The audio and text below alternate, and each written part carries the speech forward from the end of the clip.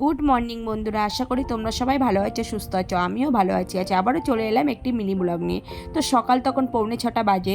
স্বস্তিক ঘুম থেকে উঠে ফ্রেশ হয়ে ড্রেস করে আবার ঘুমিয়ে পড়েছে। আর এদিকে আমিও রেডি হয়ে নিলাম, কারণ স্বস্তিককে নিয়ে যাব একটু ডক্টরের কাছে। ও দুদিন ধরে দেখছি হাতে বীজগুলি টাইপের কি বেরিয়েছে। প্রথমে ভেবেছিলাম ঘামাচি, কিন্তু তারপরে দেখলাম না, ওটা র্যাশই হবে। তো যেহেতু ওর একটু অ্যালার্জির সমস্যা আছে, তো দেখো বন্ধুরা, আমরা বেরিয়ে পড়েছি ডাক্তারের কাছে যাওয়ার জন্য। ওই আমাদের বাড়ি থেকে স্কুটিতে 15 মিনিট মতো লাগে।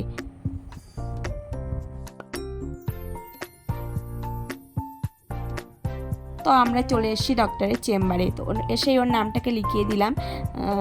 তারপরে বেশিক্ষণ বসতে হয়নি, তাড়াতাড়ি দেখানো হয়ে গেছিলো। তো ওর দেখানো হয়ে গেছে, আমি আরও বাইরে বেরিয়ে এলাম। আর ওর বাবা ওদিকে ওষুধ নিচ্ছে, আর এদিকেও একটু নাচানাচি করে নিল।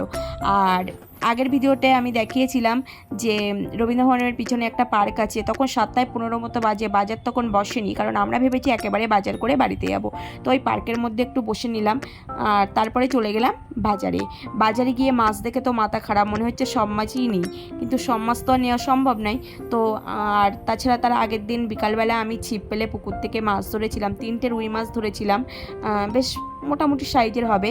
তো ওই মাছটা আছে, ওই জন্য অল্প করেই নিলাম। আমি পমফ্রেট মাছ নিলাম আর একটা ইলিশ মাছ নিলাম। তো ইলিশ মাছ ওই 2700 মতো ওজন হবে, 800 টাকা করে বলছিল, তো একটা নিয়ে নিলাম।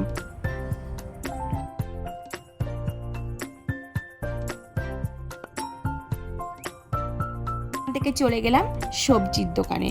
তো এই যে দাদাটা দেখছো বন্ধুরা, এই দাদাটার কাছ থেকেই বড়মশাই সবজি নেয়, আর কারোর কাছ থেকে নেয় না। তো সবজিগুলোও বেশ তাজা ছিল, দেখে মনে হচ্ছিল সব কিছু অল্প অল্প করে নিই, কিন্তু বড়মশাই বলছে একদিনে নিয়ে গিয়ে সব শুকিয়ে যাবে, অল্প করেই নিই। আবার তো বাজার তো আর আজকে শেষ না, আবার তো বাজারে আসতে হবে। তো যাই হোক, নিয়ে নিলাম অল্প করে। কী কী নিলাম তোমাদের অবশ্যই বাড়ি গিয়ে দেখাবো।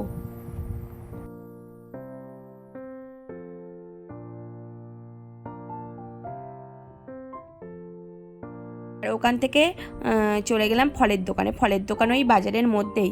তো আমরা এখানে আম নিয়ে নিলাম 1.5 কেজি, শসা নিলাম, পেয়ারা নিলাম, আর কী কী নিলাম সবই বাড়ি গিয়ে দেখাবো। তো বাড়ি চলে এসেছি। এই দেখো বন্ধুরা, শসা, আনারস, আম, পেয়ারা, এই ফলগুলোই নিয়ে নিয়েছিলাম। আর এদিকে সবজির মধ্যে ঝিঙে, বেগুন, পেঁয়াজ, রসুন, টমেটো, উচ্ছে, বরবটি, লাউ, আলু, লেবু, এগুলো নেওয়া হয়েছিল। তো তারপরে আমি সবজিগুলোকে কেটে নিলাম। আজ আমি রান্না করব বেগুন, আলু, আর যে ছিপ ফেলে যে মাছ ধরেছিলাম ওই মাছ দিয়ে ঝোল। আর এদিকে পেঁপে আলু ভাজা করব, আর ঘেটকোল আলু আর কাঁঠালের আটি দিয়ে ভাজা করব। আর দেখো বন্ধুরা, আমি ছিপটা কিভাবে ফেলি। আমার বাবার বাড়িতে কিন্তু পুকুর নেই, আমি এ বাড়িতে এসেই ছিপ ফেলা শিখেছি। আর এই যে প্রথমে এই মাছটাই ধরেছিলাম,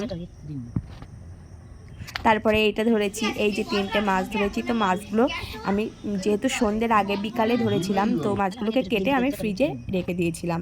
তো ওই মাছগুলোই আজকে রান্না হবে।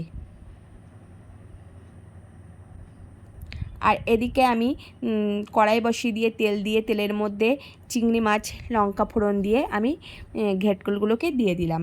আর মাছগুলোকে আমি লবণ হলুদ মাখিয়ে নিলাম।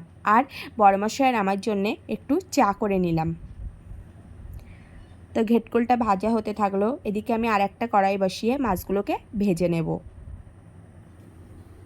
তো আমার ঘেটকুল ভাজা হয়ে গেছে। মাছগুলোকে ভেজে আর এই বড়িগুলোকেও ভেজে নেব, কারণ বেগুনের তরকারিতে বড়ি দিলে কিন্তু ভালোই লাগে। মাছগুলো আমার ভাজা হয়ে গেছে। এবার তেলের মধ্যে আমি ফোড়ন দিয়ে, একটু পেঁয়াজ ফোড়ন দিয়ে বেগুন আলুগুলোকে দিয়ে দিলাম। তো ভাজা হয়ে গেছে। এবার আমি একটু সর্ষে বাটা দিয়ে পরিমাণ মতো জল দিয়ে দিলাম। দিয়ে এবার আমি থালা দিয়ে ঢাকা দিয়ে দেবো। এবার আমি আরেকটা কড়াই বসিয়ে দিয়ে কড়াইটা গরম হয়ে গেলে তেল দিয়ে দেবো। তো আমি এই পেঁপে আর আলুগুলোকে ভাজা করে নেবো, এটা রাত্রে রুটির জন্যে। তো আমার ঝোলটা প্রায় ফুটে উঠেছে, আমার ঝোল হয়ে গেছে। এবার আমি নামিয়ে নিয়েছি। তো দুটো পাত্রে তুলে নিয়েছি। তো আর প্রতিদিন বলা কিছু নেই, আর নিচে একটা উপরে একটা। তো এদিকে আমার পেঁপেটাও সিদ্ধ হয়ে গেছে, আরেকটু আমি লাল লাল করে ভাজা করব। তো আমার ভাজা হয়ে গেছে, আমি নামিয়ে নিয়েছি।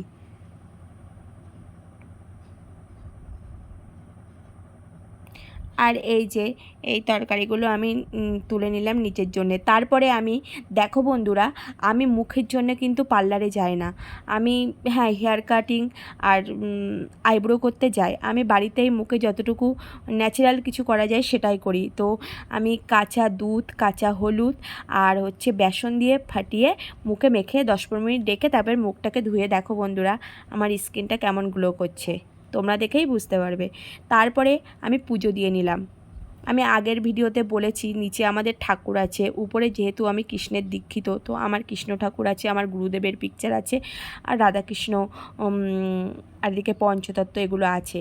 আমি খুব তাড়াতাড়ি একটা সিংহাসন উপরে কিনবো, যেহেতু শাশুড়ি মা আর পেরে উঠছে না পুজো দিতে, মানে কোমরের সমস্যা তো, পুরো কোমর এরকম নিচু হয়ে গেছে। যাই হোক, তারপরে বিকেলবেলা আমি বিছানার চাদরটা চেঞ্জ করে নিলাম। তো আজকের ভিডিওটা এই পর্যন্তই বন্ধুরা। তোমরা অবশ্যই কমেন্টে জানিও আমার ভিডিওগুলি তোমাদের কেমন লাগছে। সাবস্ক্রাইব করো, কমেন্ট করো, লাইক করো। তোমরা সবাই ভালো থেকো, সুস্থ থেকো। আবার দেখা হবে পরবর্তী একটি ব্লগে।